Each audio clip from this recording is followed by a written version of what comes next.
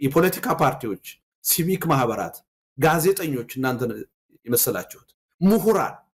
በዚህ ረገድ ማድረግ ያለብንን ዝግጅት በአግባቡ ካደረግን ዛውስት እንዳስቀመጥኩት በ6 ሳምንት ወይም በ45 ቀን የሰላማዊ ህዝባዊ እንቢተኝነት ትግል ይሄን አምባገነን መንግስት ማንበርከክ ማሸነፍ ይቻላል ማንንም ቻሌንጅ ሊያደርገኝ ይችላል በዚህ ረገድ እና መጽሐፉ ተጽፏል ትችቶች ሊቀርቡ ይችላሉ በዚህ ረገድ ልንወያይ እንችላለን እኔ ግን ጥርጥር የለኝም አንዳንድ ጊዜ ለፖለቲካ ኃይሎች the benefit of the doubt መሰጠት አለበት really የእምነት ዕዳ መሰጠት አለበት እኔ ራሴን በሚመለከት አሁን ልደቱን እንዴት እናምነዋለን ሲል ሰማለሁ አንዳንድ ጀዋርን እንዴት እናምነዋለን ሲል ሰማለሁ ራሴን ወክዬ ልናገር ይችላል ጤናዬን አጥቻለሁ የወጣትነት እድሜን አጥቻለሁ በዚህ ትግል ሀብት ንብረቴን አጥቻለሁ ዛሬ ምኖርበትን ቤት ሳይቀር ነው በግፍ የተቀማሁት አገሬን አጥቻለሁ ወደ አገሬ እንዳልገባ ተከልክዬ በስደት ነው የምኖረው እኔን ያላመነ የኢትዮጵያ ትግል ማንን ነው ሊያምን የሚችለው ንገረኝ እስኪ በዚህ ደረጃ ዋጋ የከፈልን ሰዎችን ያላመነ ማንን ነው የሚያምነው እኛን ከማመን ውጭስ ምን አማራጭ አለው ከነ ችግራችንን እኛን መቀበል ነው እንጂ ማንካቶ እየጠጣ የሚተቸውን ሰው ነው የሚያምነው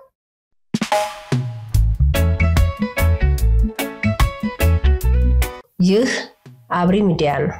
አብሪ ሚዲያ አንድነትና ፍቅርን በማጎልበት ሰላምና እድገትን በማስፈን ረገድ የበኩሉን አስተዋጽኦ ለማበርከት የሚሰራ ሚዲያ ነው አብሪ ብሩ ዘመንን አብሳሪ አብሪ ሚዲያን ሰብስክራይብ ሼር ያድርጉ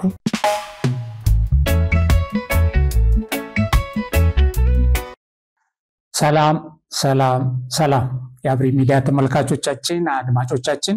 ሰላማችሁ በእያላችሁበት ይብዛልን በዛሬው የአብሪ ሚዲያ ፕሮግራም ከመሳይ መኮንንና ከልደቱ አያሌው ጋር ቆይታ አደርጋለሁ ያው ቆይታ ስላችሁ ያው በአካል አይደለም በአካል ቢሆን ደስ ባለኝ ነበር እነሱ ሚዲያም ላይ ተጋብዤ ወይኔ ሚዲያ ላይ ተጋብዘው በሐሳብ የመሟገት አስፈላጊነትን በከፍተኛ ደረጃ ስለማመን ማለት ነው anyway ሐሳባቸውን ያቀርብ ሐሳባቸው ላይ የኔን እይታ ነግራቸዋለሁ የኔን እይታ ለእናንተም አቀርባለሁ ያው ከሀገራችን ፖለቲካ ጋር ከሀገራችን ወቅታዊ ሁኔታ ጋር የተያያዘ ጉዳይ ስለሆነ ይሄንን ነው የምንመለከተው በአንከር ሚዲያ ላይ ልደቱ አያሌውና መሳይ መኮንን ውይይት አድርገዋል ልደቱ በጻፈው መጽሐፍ ዙሪያ ነው ውይይት ያደረጉት በዚህ ልደቱ በጻፈው መጽሐፍ ዙሪያ ኢትዮጵያ ውስጥ በ45 ቀን በህዝባዊ እንቢተኝነት መንግስት ሊለወጥ የሚችልበትን ታክቲክ የፖለቲካ ስትራቴጂ አሰራር የሚያመላክት መጽሐፍ እንደጻፈ ነው ልደቱ የሚገልጽልን እና መሳይም ባንከር ሚዲያው በ45 ቀን መንግስትን እናስወግዳለን የሚል ርዕስ ሰጥቶት ነው ያቀረበው ምናልባት በርዕሱ ተመልካችን ለመሳብ የተጠቀመበት ነው ብዬ ነበር ግን አይደለም ውስጥ በደንብ ተብራርቷል እንዴት በ45 ቀን መንግስት መለወጥ እንደሚቻል እና በዚህ ባቀረበው መጽሐፉ ላይ ወንድማችን ልደቱ አያሌው ለሀገራችን መፍትሄ ለማምጣት በ45 ቀን የሥርዓት ለውጥ በተለይ ይሄ መንግስት ከስልጣን ለማውረድ የሚረዳ ተሞክሮ ያለውን በልቦለድ ከጻፈው መጽሐፉ ላይ ነገር ግን ልቦለድ ሳይሆን ይሄ የፖለቲካ ስትራቴጂ የተቀረጸበትና ለሀገራችን በልኳ የተሰፋ ይሄንን ተግባራዊ ካደረግን በቀጥታ በ45 ቀን መንግስትን ልናስወግድበት እንችላለንና ይሄን ተሞክሮ መቀበል አለባችሁ ነው የሚለው ይሄ ማብራሪያ ነው ሲሰጠን የነበረው። እንግዲህ መሳይም በጥያቄዎቹ ይሄንኑ አጽንኦት ሰጥቶ እንዴት ወዴት ኢትዮጵያ ውስጥ ይሄ ችግር አለ፣ ይሄ ጫና ሊገጥመን ይችላል፣ እንዴት አልፈን ነው ይሄንን ልናሳካ የምንችለው እያለ እየጠየቀው የተደረገው ውይይት ነው እና በዚህ ውይይቱ ላይ ፖለቲከኛ ልደቱ አያሌው እኔ ብዙ ጥረት አድርጌያለሁ፣ ኢትዮጵያ ውስጥ የዲሞክራሲ ስርዓት ለማምጣት ብዙ ጥረት አድርጌያለሁ፣ መስዋዕትነት ከፍያለሁ፣ ብዙ ጉዳት ደርሶብኛል፣ ስለዚህ እኔን ማመን አለባችሁ እና እኔን የመጠራጠር ሁኔታ እያሳያችሁኝ ስለሆነ የኢትዮጵያ ሕዝብ እኔ እንዲህ አይነት መስዋዕትነት እየከፈልኩ ለምንድን ነው የማታምኑኝ የሚለውን ፓርት እንደው ላስቀድምላችሁ፣ በኋላ ወደ ጉዳዩ እንገባለን። አዳምጡት። በጣም ተቆጥቶ በጣም በስሜታዊነት ነው አታምኑ፣ ለምንድን ነው የማታምኑኝ ነው የሚለን። ያው እሱን እናዳምጥ። አትጠራጠሩ ልንል አንችልም፣ ግን ያ ጥርጣሬያችን እስከምን ድረስ ነው የሚሆነው? ለትግሉ እንቅፋት እስከሚሆን ድረስ ነው ወይ መሆን ያለበት? የህብረት እንቅፋት እስከሚሆን ነው ወይ መጠራጠር ያለብን የሚለውን ግን በአግባቡ ማየት አለብን። ሪሊ አንዳንዱ ጥርጣሬ ለህብረት እንቅፋት የሚሆን ነው፣ ለትግል እንቅፋት የሚሆን ነው። በዛ ደረጃ ያለ ጥርጣሬ እኔ ከጥርጣሬ በላይ የሆነ አፍራሽነት ነው የሚል እምነት ነው ያለው። አፍራሽነት ነው።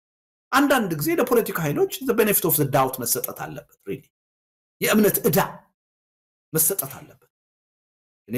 ራሴን በሚመለከት አሁን ልደቱን እንዴት እናምነዋለን ሲል ሰማለሁ፣ አንዳንድ ጀዋርን እንዴት እናምነዋለን ሲል ሰማለሁ። ራሴን ወክዬ ልናገር እችላለሁ።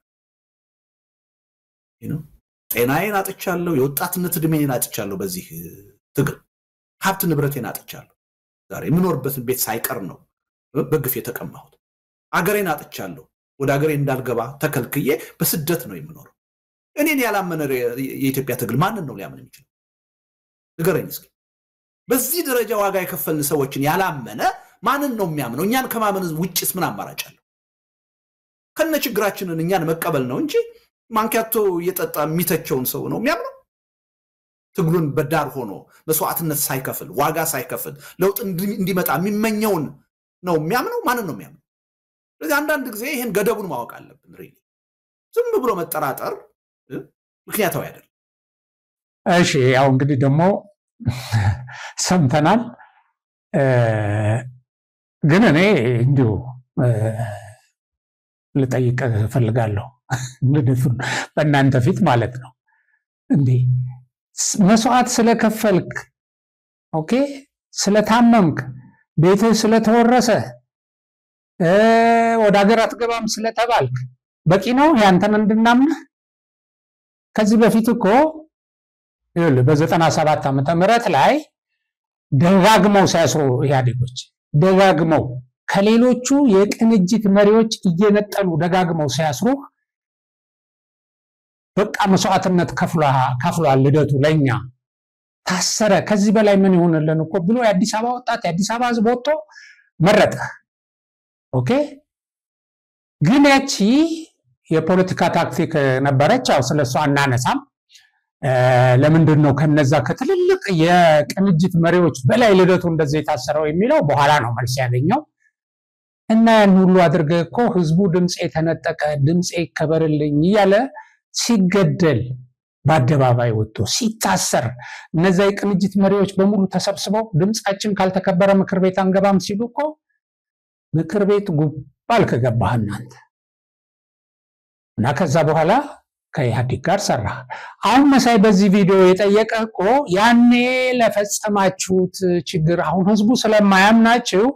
ተጠያቂነት መኖር አለበት፣ ይቅርታ መጠየቅ አለባችሁ ነው የሚለው። ትክክል ነው። ባይዘው መሳይ ያቀረበው ጥያቄ ማለት ይጠረጥራል። ልክ ነው። አንተም እንዲችሉኝ ሰማለው ያልከው አዎ ሰምተሃል። ልክ ነው። ህዝቡ ይጠረጥራል። ልደቱ እንዴት ለውጥ ሊያመጣ ይችላል? ልደቱ ዳግመኛ እንዴት እንደማይከዳን ዋስትና አለን ይላሉ እነዛ ይሄን መንግስት የሚቃወሙ ኃይሎች። በቃችን ሰምተሃታል እና መልስ ሰጥተሃል። እመኑ እንድናምንህ ግን በቂ ነገር አሁን ይዘህ አልመጣህም። ኦኬ ሌላ ደግሞ አስቂኝ ነገር ይነግረናል አሁን ልደቱ እኔን ብቻ አይደለም የሚለን እኔን ከማመን ውጪ ምን አማራጭ አላችሁ ይለናል የኢትዮጵያ ሕዝብ እኔን ከማመን ውጪ ምን አማራጭ አላችሁ ይላል እቺንም እንስማት አንዳንድ ጊዜ ያገሬ ሰው አንድ ተረት አለው በቅሎ የሌለው አህያ ይጋልባል ይላል በቃ የፈለገ ድክመት ቢኖርብን ችግር ቢኖርብን ዛሬ በትግሉ ግንባር ላይ የተገኘ ነው እኛ ነን ይሄ ሕዝብ እኛን ከማመን ምን አማራጭ አለ ምን አማራጭ አለ ይሄን ሁሉ ዋጋ እየከፈልኩኝ እኔን ያላመነ ማን ሊያምን ነው ከየት ሊመጣለት ነው እኔ ብቻ ነኝ ፖለቲከኛ ነው ይያልከን ያለው አረ ነውር ነው እባክህ እንዴ ስለራስህ እንደዚህ አይነት ስዕል እንደዚህ አይነት ግምት ያላቸው ሰዎች እኮ ያብዳሉ ባይዘው እንደዚህ አይነት ያብዳሉ አሁን የጀመራቸው አሉ እንደዚህ ይያሉ ብዙ ሰዎች ሲነግሩን አሁን ጀዋር ጀምሮታል ይባላል ምክንያቱም ከኔ ውጪ የሚንቀሳቀስ ቄሮ ከኔ ውጪ የሚንቀሳቀስ የኦሮሚያ ፖለቲካ የለም ይያለ ግን በጣም እየተንቀሳቀሰ ሲያይ በተለይም አሁን ኤሬቻውን ሁኔታ ሲያየው ትንሽ ብቻውን ያወራ የሄደ ነው የሚሉ መረጃዎች አሉ እና ራስን በዚህ ደረጃ ማምለክ በጣም ስተት ነው ኢትዮጵያኖች ሌላ አማራጭ የላችሁም ማለት ምን ማለት ነው በምን ደረጃ ነው ራስን አንተ ያስቀመጥከው እና እኔ ነኝ ለውጥ ላመጣላችሁ የምችለው እኔ ነኝ ይሄን ሁሉ እዚህ የገለጽካቸው ነገሮች አሉ ማስተባበር የትጥቅ ትግሉን የህዝባዊ አመጽውን እነዚህን አስተባብሮ ጠንክሮ መውጣት ያስፈልጋል እያልክ ነው ሌሊትና ቀን ያለ ረፍት ነው የምሰራው ይሄን ነገር ሳለውጥ ይሄ መንግስት ለውጭ የሽግግር መንግስት ሳላደርግ አልተኛም ብለህናል በዚህ ቪዲዮ ላይ ኦኬ ሌሎችም እኮ የማይተኙ ተቃዋሚዎች አሉ መቼም በምንም ደረጃ ይቆሙ ማለት ነው ሁለተኛ ደግሞ አሁን አብረን የምንሰራውን አሁን ያስተዳደረ ያለው መንግስት እኮ ሌላ አማራጭ ነው ሌሎች የፖለቲካ ኃይሎችም ሌላ አማራጭ ናቸው ኦኬ ሌሎች አመፀኞች በጠበንጃም የሚመጡት ደግሞ ሌላ አማራጭ ናቸው ይሄ ሁሉ አማራጭ ባለበት አማራጭ መስፋት አለበት በሚባል በዲሞክራሲ ስርዓት ውስጥ እኔን ከማመን ውጪ አማራጭ የላችሁ ይያልከን ነው በጣም ነው የሚገርመው እንግዲህ ይሄ ከዚህ ከመሳይና ከልደቱ ውይይት ውስጥ ያስገረመኝም ፓርት ወስጄ ነው ያቀረብኩላችሁ እና ወደ ውይይታቸው ላይ ወደ ዋናው ነገር በቅደም ተከተሉ ውይይቱን ባካሄዱበት ቅደም ተከተል እንሂድና ይህን ቃለ መጠይቃቸው አሁን ወስጄ በኔ እይታ የገመገምኩበትን መንገድ ወደ እናንተ ላደርስ እንዳልኳችሁ አግኝቼ በመዋገታቸው አግኝቼ በከራከራቸው አግኝቼ ቢያሳመኑኝ አግኝተው እነሱ ቢያሳመኑኝ እኔ ደግሞ አግኝቼ የሆነ ሐሳብ ብንረዳዳ ደስ ይላል ያው በኢትዮጵያ ፖለቲካ ያው ማዶና ማዶ ሆነ ነው የምትናቆረው ግን ሐሳቡ ላይ እናተኩርና እንመልከት እንግዲህ ልደቱ በዚህ ቃለ መጠይቅ ለማድረግ ወደ መሳይ ሚዲያ የመጣው መጽሐፍ ጽፌያለሁ እና ያንን መጽሐፍ በቅርቡ አስመርቃለሁ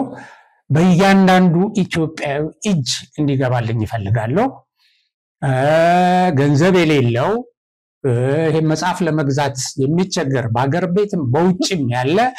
በስፖንሰር ይሄ መጽሐፍ ማግኘት አለበት ይሄ መጽሐፍ ሲያገኝ አሁን ላለው አገራዊ ችግር መፍትሄ ለመስጠት በአንድነት እንዲተባበር እንደዚህ አይነት አስተሳሰብ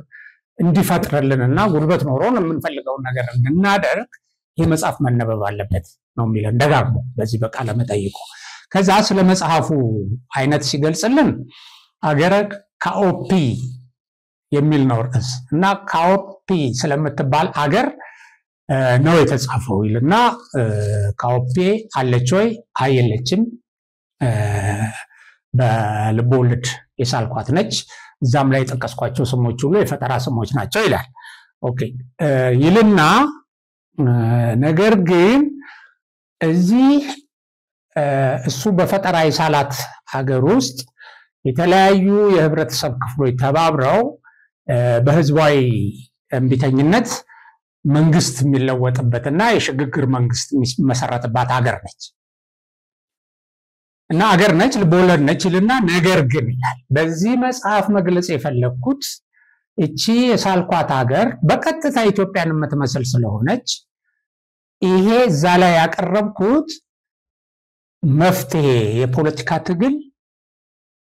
የነደፍኩበትና ለኢትዮጵያ እንደ መፍትሄ ያስቀመጥኩት ነው ይለናል እና እዛ ውስጥ ያሉ የተለያዩ ፖለቲከኞች የተለያዩ የህዝብ የህብረተሰብ ክፍሎች የተለያዩ ሚዲያ ሰዎች የመሳሰሉት ተባብረው የመንግስት ለውጥ አምጥተው የሽግግር መንግስት መስርተው ዲሞክራሲ የሚያሰፍኑበትን መንገድ የሚያሳይ ፍኖተ ካርታ ነው በዛ ያቀረብኩት ይላል እና እኔ እዛ ላይ ያቀረብኩት ተግባራዊ የሚደረግ ከሆነ በዚች ኢትዮጵያን በምትመስለው ሀገር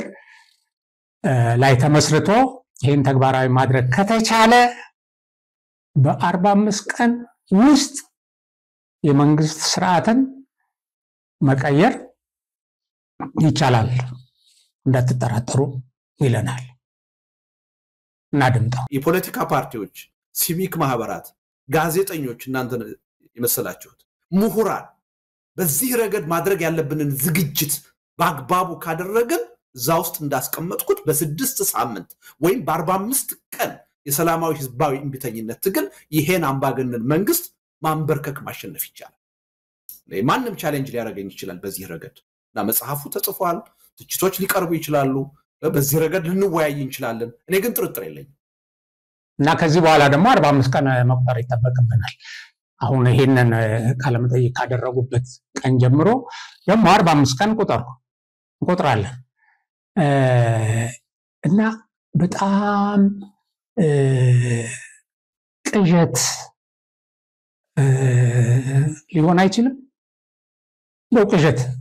ምንድነው ይሄ ራእይ ያለኝ እኔ ረጅም ልምዴን አምጥቼ እንደዚህ አድርጌያለሁ ፌል አድርገ ከዛ ከሀገር ወጥተ ከዚህ በፊትም እንኳን አንድ መጽሐፍ ጽፋል ልሞት ይችላልው ኢትዮጵያ ሄጄ ብለቆ መግለጫ ሰጠህ አይዚ መተከምትሞት ብሎ መንግስት እዛ አስቀረ አሁን አገርም ማጥቻለሁ በእናንተ ምክንያት ይያልከን በእናንተ ምክንያት አገርም ስላጣው መኑ ያልከ ነው ያው ልደቱ ይሄንን መጽሐፍ አሁን አገራችን ውስጥ ያለው ችግር ጊዜ የሚሰጥ ስላልሆነ ይሄን ጊዜ ማለፍ ስለሌለብን ይሄ መንግስት በከፍተኛ ደረጃ ህዝባዊ እንትን ተቃውሞ በጣም ተዳፍኖ ሊፈነዳ የደረሰበት ምቹ ሁኔታ ስላለ መንግስት የሚያደርገው ነገር ደግሞ ይሄንን ምሬት ኢኮኖሚ በሰላም ማጣት በመሳሰለው እየፈጠረ ስለሆነ ይሄን ጊዜ ማለፍ ስለሌለብን ይላል ዝርዝር ቃል መጠየቁን እዛ ላይ ተገልጿል ያው ያደመጥኩት ነው እኔ መገልጽላችሁ ሙሉ በሙሉ እሱን ቪዲዮ ያዳመጠን መዋየቱ ስለማያስፈልግ ወይም ስለማይቻል ነው እና ያንን ለሊትና ቀን ደክሜ ይሄንን ያመጣሁት ይሄን ምቹ ሁኔታ ካለፈን ሌላ ጊዜ ልንቀይር ስለማንችል ይሄን ጊዜ ካለፈን ያልቀለናል ስለዚህ አሁን ነው ይሄን ማድረግ ያለብን አሁን ይሄን ማድረግ ስላለብን ይሄንን በብዙ ድካም በአስቸኳይ ጊዜ ሰጥቼ ያለረፍት ሰርቼ ይሽላችሁ መጥቻለሁ ስለዚህ ድረስልኝ ይሄ ለያንዳንዱ ሰው ገዢ ባይኖር ማለት አቅም ቢያጣ ሰው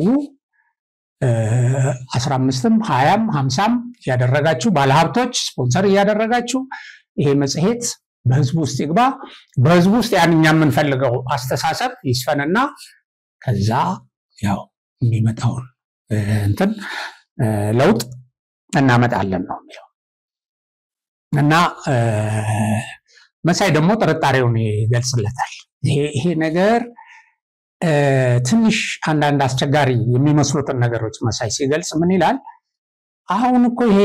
መንግስት ይሄ አብይ መንግስት የተለያዩ ፕሮጀክቶችን እየሰራ ነው ይላል በዚህ ህዝቡ ሊደናገር አይችልም ወይ ይልና ግን ፕሮጀክቶቹ የእውነትም ይሁኑ የውሸት ይላቸዋል ይጠራጠራል መሳይ እነዚህ ኢትዮጵያ ውስጥ የሚሰሩ ፕሮጀክቶች የእውነትና የውሸት በቃ ይጠራጠራቸዋል ሊቀበላቸው አልፈለገም እና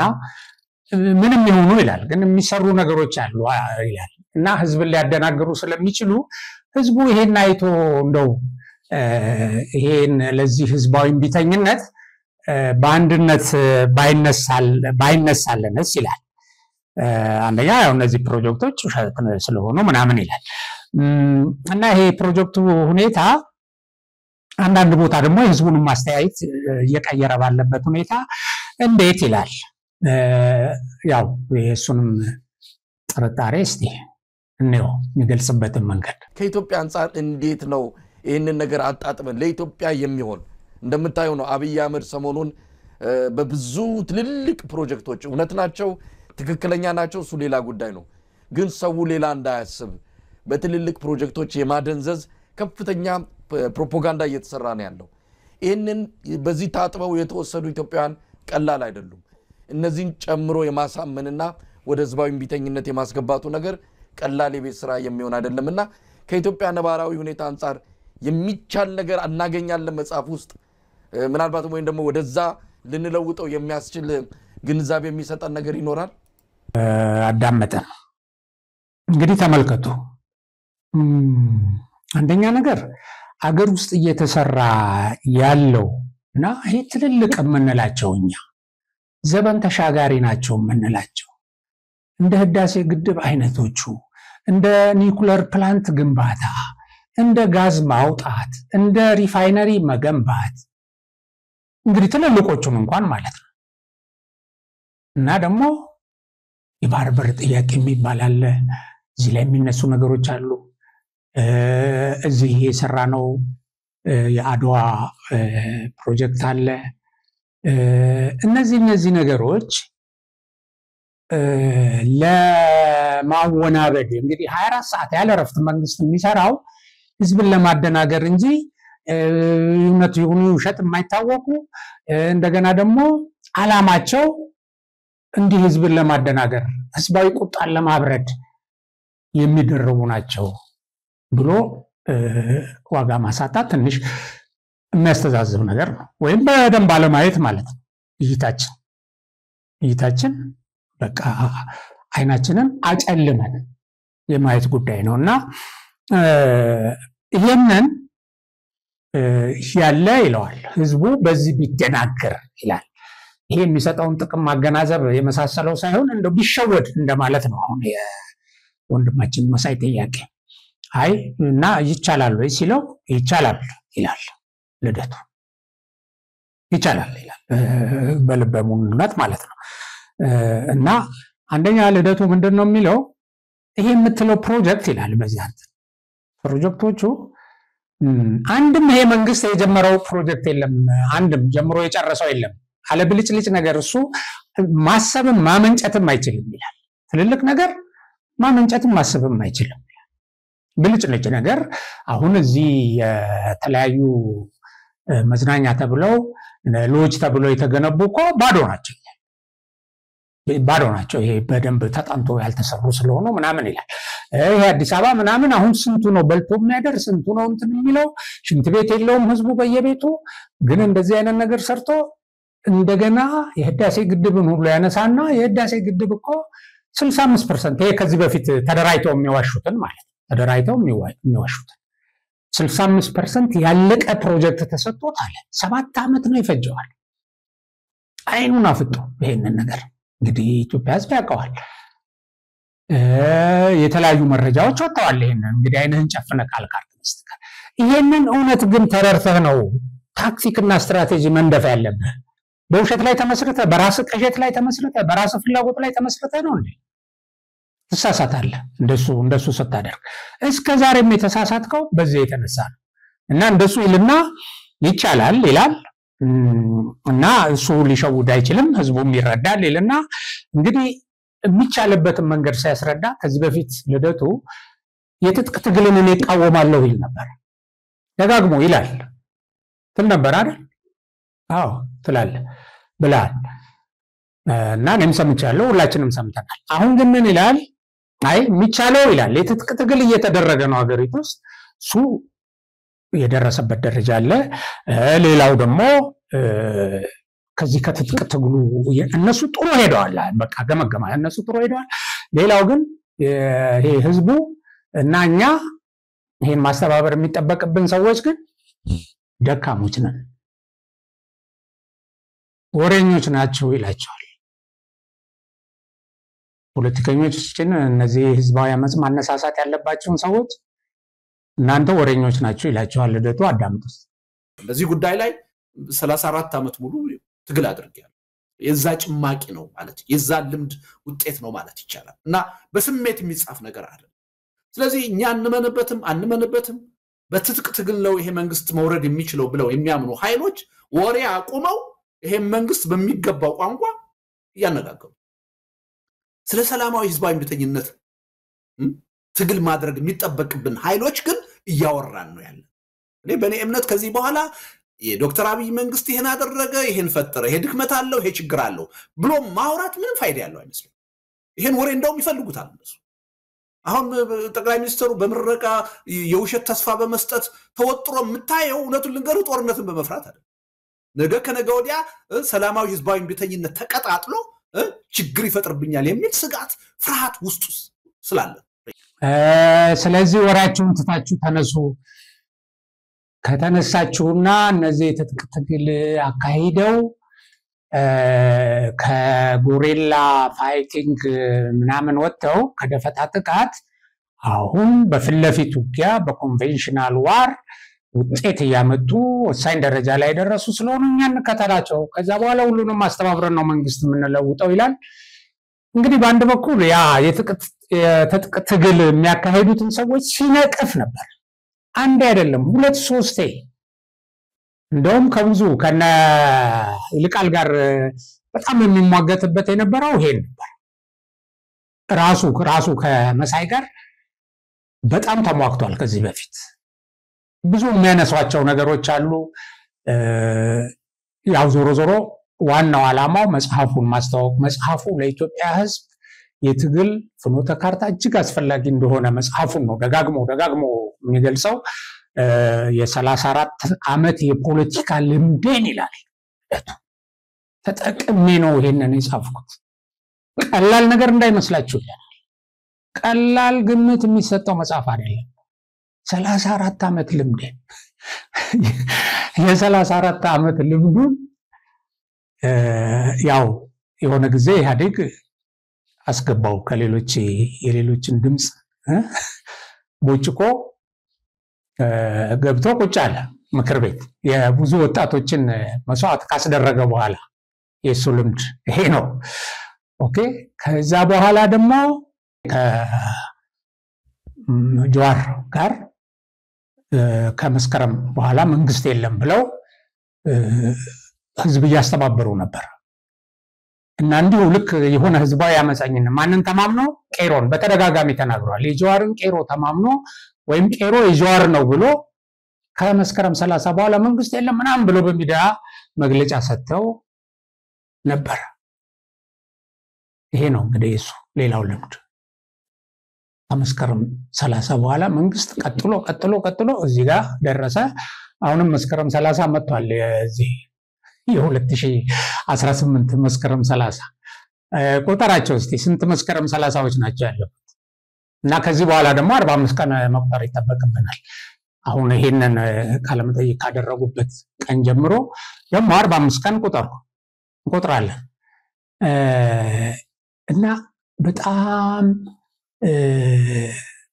ቅዠት ሊሆን አይችልም ቅዠት ምንድነው ይሄ ራእይ ያለኝ እኔ ረጅም ልምዴን አምጥቼ እንደዚህ አድርጌያለሁ ፌል አድርገ ከዛ ከሀገር ወጥተ ከዚህ በፊትም እንኳን አንድ መጽሐፍ ጽፋል ልሞት ይችላልው ኢትዮጵያ ሄጄ ብለቆ መግለጫ ሰጠህ አይዚ መተከምትሞት ብሎ መንግስት እዛ አስቀረ አሁን አገርም ማጥቻለሁ በእናንተ ምክንያት ይያልከን በእናንተ ምክንያት አገርም ስላጣው መኑ ያልከ ነው ይሄ መንግስትም ደግሞ የለውም በቃ ህዝባዊ ድጋፍ ምቹ ሁኔታ አለ ይላል በቃ ይሄ መንግስት ለመለወጥ እና በርግጥ መሬት ላይ ያለው ይሄ ነው እውነቱ እንደዚህ ነው የሚገመገመው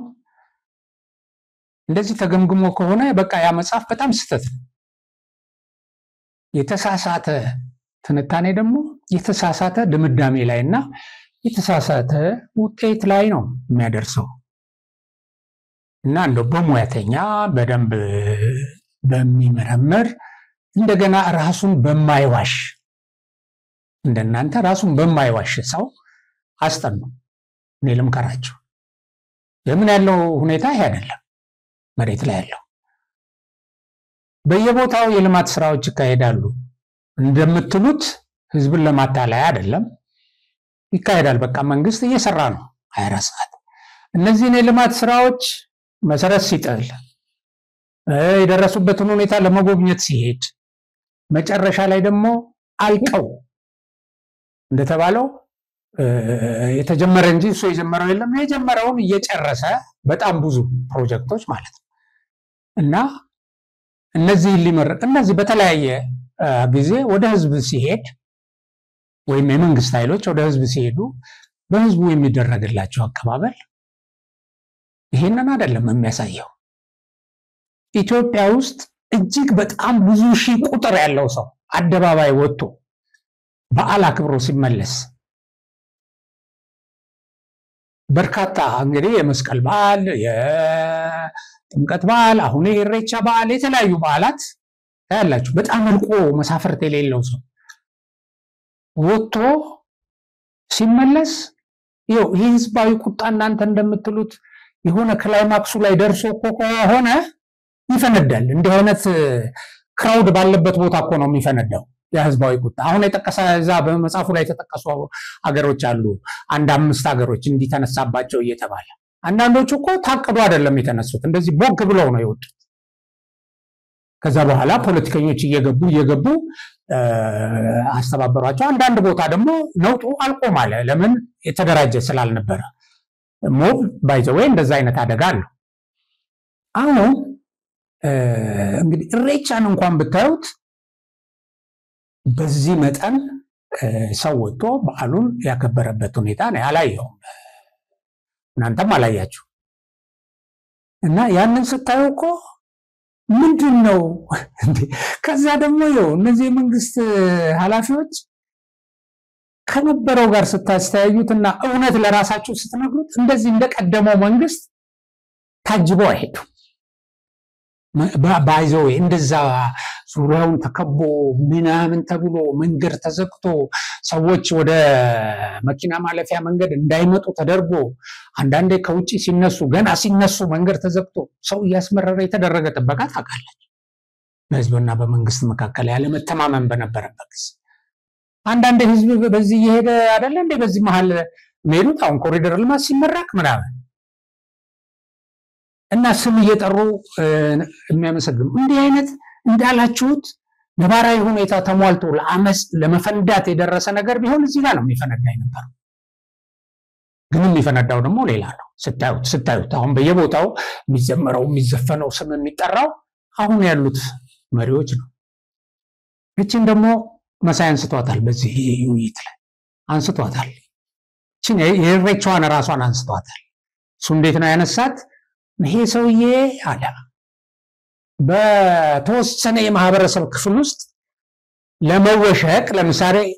ኢሬቻን መውሰድ እንችላለን ይላል ስለዚህ ይሄንን በእንደዚህ አይነት አድርጎ እንዲከበር ያደረገው የተወሰነ የማህበረሰብ ክፍል ውስጥ ለመወሸቅ አስቦ ነው ይላል አሁን አንተ መወሸቅን ብለግለጸው ምን ብለው ግን እቺን ገልጿት መሳይ እቺ አታሰጋሙ ይላል እንዲህ አይነት ነገር እነዚህ ሊከላከሉ አይችሉም ወይ የማለት አይነት ነች ጥያቄዋ ትክክለኛ ስጋት ነው ባይዘው የተወሰነ የማህበረሰብ ክፍል ሳይሆን ሌሎችም አሉ ሶማሌም አለ ቤንሻንጉልም አለ ጋምቤላም አለ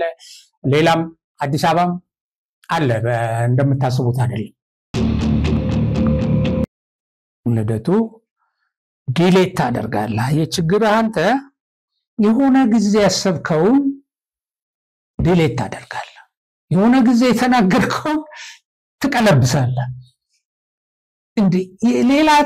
ጄኔሬሽን እኮ አልመጣም የምትነግራቸው እኮ ትናንት የነበሩትን የኢትዮጵያ ዜጎች ነው የምትነግረን እኮ እኛ ነን የነበር ያለን እና ደግሞ ወደፊት እስከ ተወሰነ እድሜ የምንኖር ሰዎች ነን ያለነው እና ምናልክ ከዚህ በፊት አረ ይሄ መንግስት ቀላል መንግስት አይደለም አንዴ ምን ብላል እንደዚህ መንግስት ህዝባዊ ድጋፍ ያለው አይቻላቅም ማለት ያኔ እኮ ይሄ ህዝብ እንደዚህ ልማቶች አልተሰሩለትም አስታወስክ አልተሰሩለትም ስለዚህ ያኔ የነበረ ህዝባዊ ድጋፍ ወጥቶ ሰው ሁሉም ስላልተናገረ ሁሉም እንደናንተ ስላላወራ እንጂ ብዙ በዝምታ እነዚህን የሚያጣጥሙ እነዚህን ተስፋ የሚያደርጉ እነዚህ ራእዮችን እንዲሆኑ የሚያስቡ ሰዎች እኮ አሉ ይሄን ማመዛዘን በጣም መካድ ዲናይ ማድረግ አንዱ ችግር ነው ከዲናይል ለውድቀት መንስኤ እንደሆነ ነግራለሁ ለምን ነገ ተታመማለህ እንደገና 45 ቀን ብለህ ነገሩ ተቀየርና ደግሞ ተወጣለህ 95 አረጋለህ ምናምን እና አሁን ምንድነው ሌላው ደግሞ ያልከው ደግሞ ያልከን እኔ እንደሌላው ሰው አይደለም ይሄው ቢገፉት ይወድቃል ይሄ በከዚህ ክረምታል አለልም እኔ የሰራውን ቤተ መንግስት ይኖርበታል ብለህ ነበር እና አዎ እሱ ነው ግምገማው እኔ ደግሞ ሌላ ይሰራል በመንግስት አይደለም የሰራው እሺ ስማርት ሲቲ ነው ሌሎች ነገሮች ይሰራል ያወጣውን ጋዝ መኪና ሲነዳበት ያያል የኒውክሌር ፕላንቱን ቆሞ ይመርቃል እንዲመርቅም እንፈልጋለን እና እዛ ውስጥ አስገብተህ ለምን አታየንም እኛ ይሄ ሌላውን እንግዲህ እቺ መጽሐፉ የልደቱ መጽሐፍ የሚመረቀው ጥቅምት 1 መሆኑን ነግሮናል እንትን ነው በኦንላይን ነው የሚመረቀው ይሄም ለሌሎች ልምድ ማካፈልበት ነው ጥቅምት 1 ከዛ በኋላ ለህዝቡ እንዲዳረስልኝ ይፈልጋለሁ ይሄን ካደረግን መጽሐፉ ይሄን ህዝባዊ እንቢተኝነት ፈጥሮ መንግስት እንዲገለበጥ መንግስት ከተገለበጠ በኋላ የሽግግር መንግስት እንዲመሰረት እዚህ ላይ ነው የሚመለከተው ነው የሚለን ያው ስለ መጽሐፉ የነገረን ደግሞ ያው የዚህ እንትኑ ላይ ያወራው ነው ሚዲያው ላይ ያወራው እንግዲህ ይሄንን በመጽሐፍ ሪቪው ፎርማት ነው ይሄንን ፕሮግራም የሰራውላችሁ ያው መጽሐፍ ሪቪው ሲደረግ መጽሐፉ ላይ ያወጣ እንደዚህ ተባለ ተላለ ጠንካራውንም ደካማ ጎኑንም የመዘንክ አውጥተህ ሪቪው ታደርጋለህ የቪዲዮ ነው እና ያቺን የልደቱን መጽሐፍም ነው በዚያው ሪቪው የሰራኋት በእያንዳንዳችሁ እጅ እንድትገባ አደራ የተባለችባትን መጽሐፍ ያው እሱ ስለነገረን አዲስ ነገር አይኖራትም ከዚህ በፊትም 14 ገጽ ያለው መጽሐፍ ጽፎልን ነበር ወደ ኢትዮጵያ ገብቼ ሞት ይችላል ያለበትን ማለት ነው እሱን ጽፎልን ነበር 6 መጽሐፍ ጽፍ ያለው ነው የሚለው ልደቱ ባይዘው በየመጽሐፍ ልምዱንም ሲነግረን የፖለቲካ ትግል ልምዱንም ሲነግረን 34 አመት ይላል የሆነ ጊዜ ግን ከስራ ያለው ነው የከሰርኩ ፖለቲከኛ ነኝ ነው ብሎ ነበር አሁን አትርፎ ነው የመጣው ለማንኛውም ልደቱ በፖለቲካ የሚተረፈው አሁንም እቺ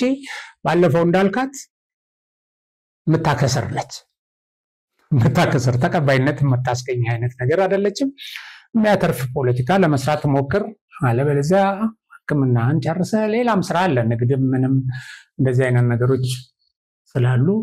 እነሱንም መሞከር ነው ያው የኢትዮጵያ ህዝብም እንዲህ አይነት አደናጋሪ ከተሳሳተ ትንታኔ ተነስተው ወደ ተሳሳተ መደምደሚያ የሚደርሱና እኛንም ወደ ተሳሳተ መደምደሚያ ወጥተው ሀገራችንን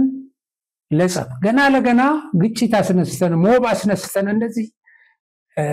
የሚል የሚያነሱልን ለምን የሌሎች ሀገሮች የወደቁ በዚህ በነውጥ በሞብ የወደቁ ሀገሮችን አይተናል ከሱ መማር ያስፈልገናል ይመጣል ተብሎ የሚያስጨንቅ ነገር ባይኖርም መታሰብም የለበትም እናመሰግናለን የዛሬውን የአብሬ ፕሮግራም በዚሁ አጠቃልላለሁ። አብሪ ሚዲያችንን ሰብስክራይብ፣ ሼር፣ ላይክ አድርጉ። እስካሁን ለነበረን ቆይታ በጣም እናመሰግናለን። በሌላ ፕሮግራም እስከምንገናኝ ሰላም።